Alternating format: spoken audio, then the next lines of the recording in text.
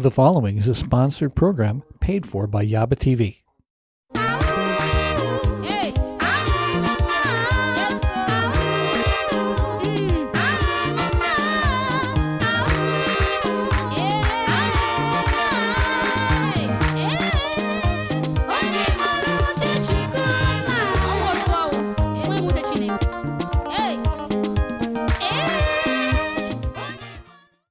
Welcome to our beautiful show, the Yaba TV show. My name is S2E18, your host. We have a great show lined up for you today.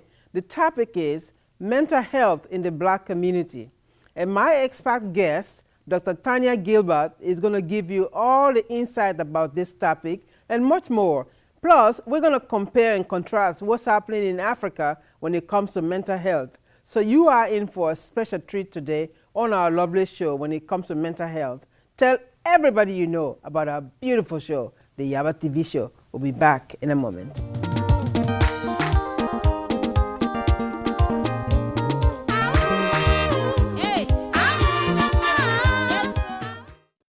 Welcome back to our beautiful show, the Yaba TV show. I am your host, S2E18. Our topic today is mental health in the Black community. And my guest, Dr. Tanya Gilbert, she is going to give you an insight about this topic and so much more.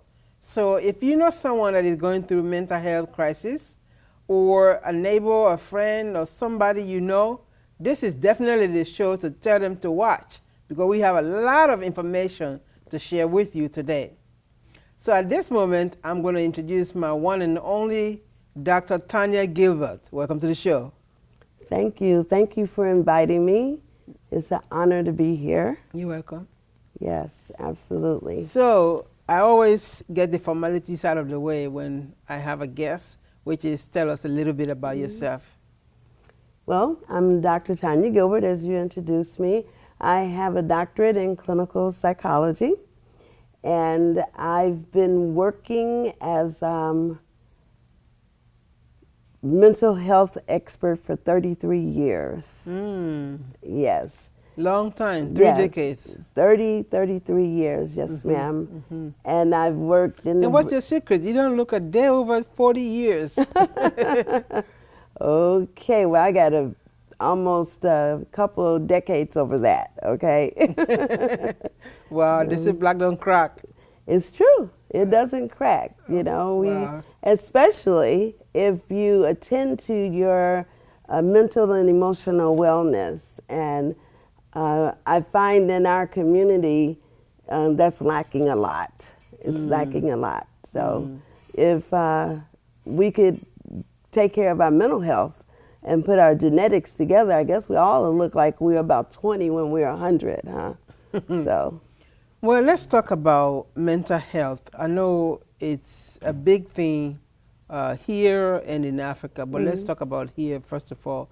People who have the mental illness, sometimes they run away from home, sometimes their families abandon them, sometimes they just want to be isolated one way or the other.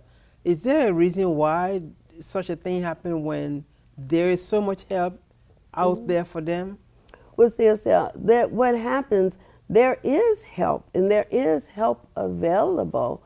However, it is difficult for African Americans, as well as other cultures of color. The system was really not set up to support our needs. They don't understand. They're not as culturally diverse or culturally sensitive. You know, I have a doctorate in clinical psychology. However, when I was in school, the school wasn't truly set up to support a Black student. The curriculum that was being taught was not specific enough to truly address our issues. So it's not a lot of Black psychologists like myself. We find us in the field of counseling, more like marriage and family therapy and things like that, but not many psychologists at all. And again, it's the system does not support some of our needs culturally. So you could have chosen another kind of career, but you decided to be a clinical licensed psychologist. Tell us, why did you choose this career? Well, I decided that I wanted to be a clinical psychologist because as I moved through my community, and even in my house, the home I grew up in, there was a lot of challenges, mental and emotional challenges that were not being addressed and was causing other things to happen. And as a kid, I always just sat, on the stoop and said, oh, I wonder why they are doing that. I wonder why, something different doesn't happen. And so I wanted to try to find the answers. And then once I started exploring that, I wanted then to help my community. And so I've been doing this work, and I've worked the breadth and the depth of clinical psychology. And the beauty of this great nation is help is available if you want the help. The cost of mental health services are very expensive, and a lot of the families or the individuals don't have the money, to pay for it.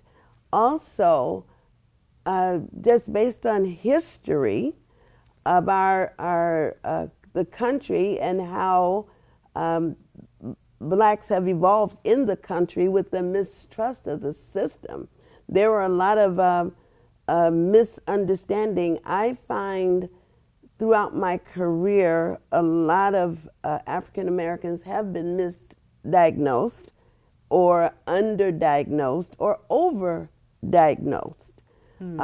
They have a tendency. And why is that?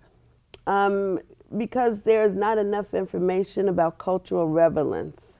As there's not a lot of information about if you have a kid, some of our cultural things, just like in Africa, and that's the thing that's amazing to me. There's a split between African Americans and Africans, even with our connections to each other. And we have some of the same challenges and cultural beliefs when it comes to mental health. When it comes to mental health, a lot of African Americans believe that's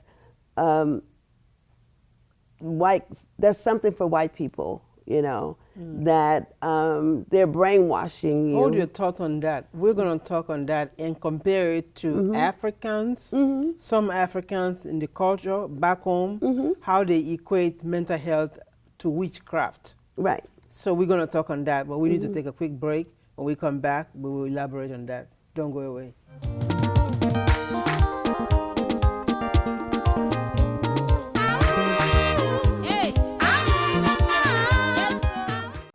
You are back with our beautiful show, the Yaba TV show.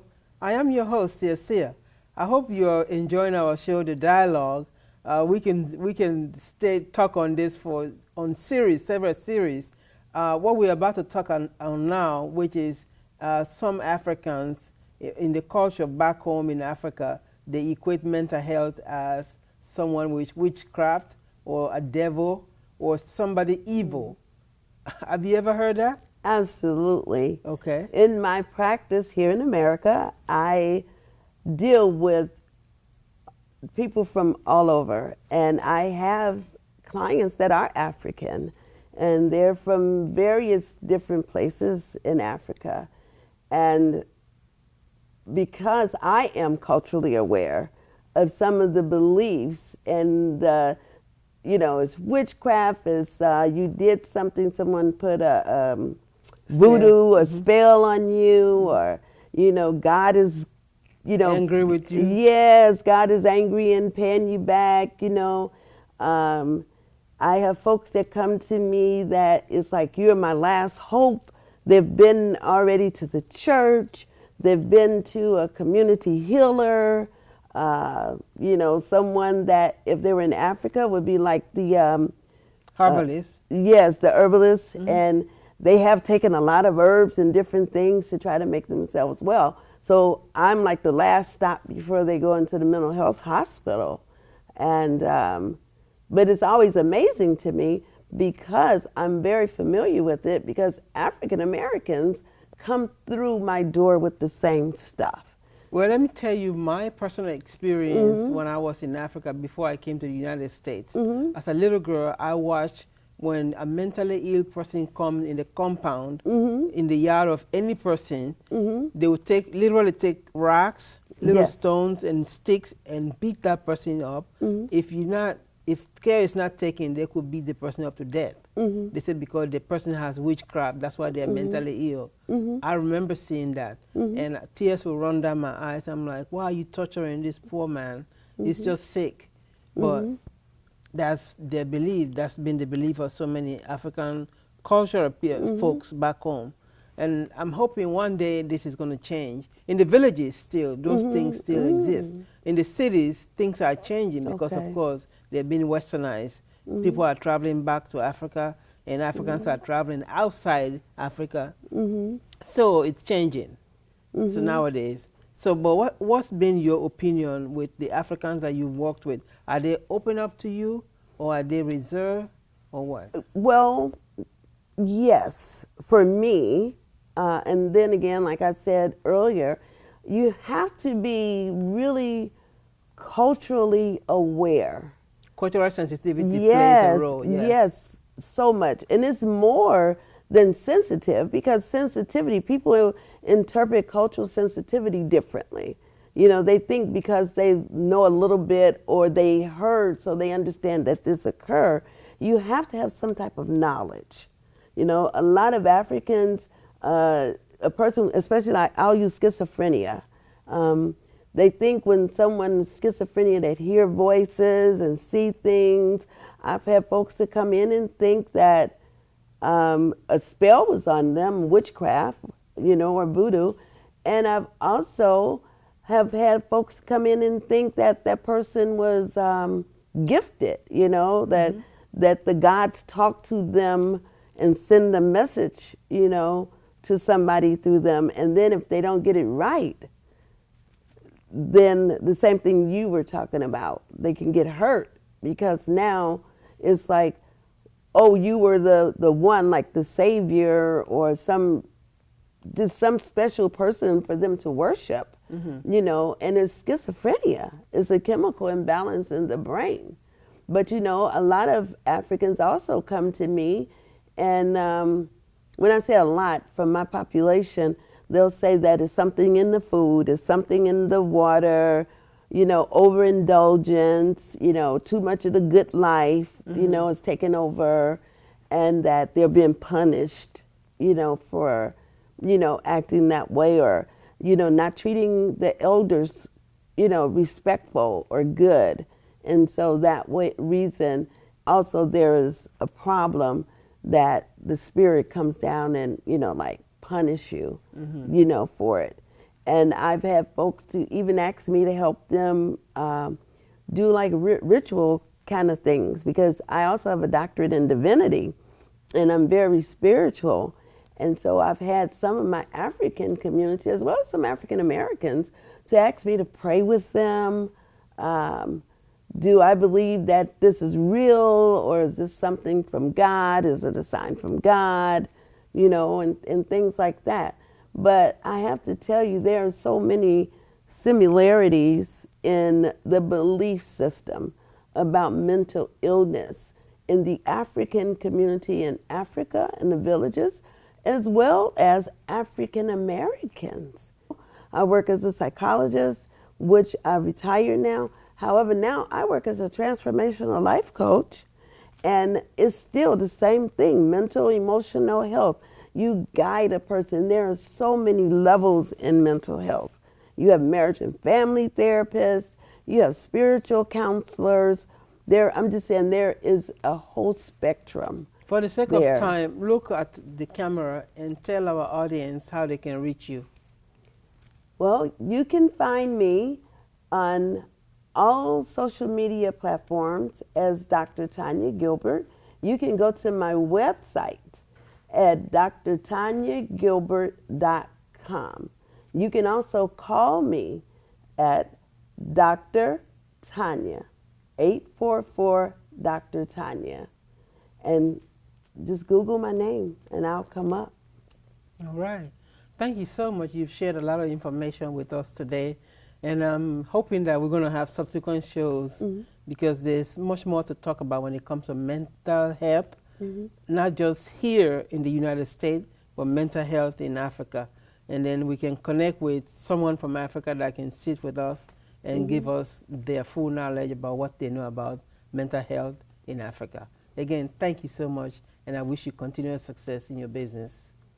Thank you. And I just want to tell you, I so appreciate your show.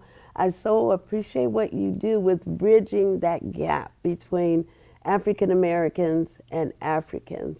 It is so needed. It's such a great thing, and thank you for letting me be a part of it. You're welcome. You're welcome.